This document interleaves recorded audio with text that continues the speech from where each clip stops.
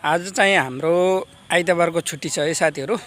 त्यसैले कम्पनी वरिपरि प्राङ्गणतिर घुम्दैछौँ र यतातिर देख्न सक्नुहुन्छ वरपर पुरै फ्याक्ट्रीहरू छ र फ्याक्ट्रीहरूको छेउछाउतिर यसरी खुल्ला ठाउँहरू छ र खुल्ला ठाउँमा पुरै बीचमा हरियो घाँस छ। यहाँ देख्न सक्नुहुन्छ। पुरै यहाँ मलेसियाको हावापानीको कुरा गर्दा 12 महिना हरियो हुने गर्दछ है साथीहरू। हाम्रो नेपालतिर आजभोलि सुक्खा मौसम घाँसहरू सुकेको देख्न सक्नुहुन्छ। यहाँ चाहिँ पुरै हरियो छ। यहाँ देख्न सक्नुहुन्छ पुरै हाम्रो यस्तै साउन भदौ असारतिर हुन्छ।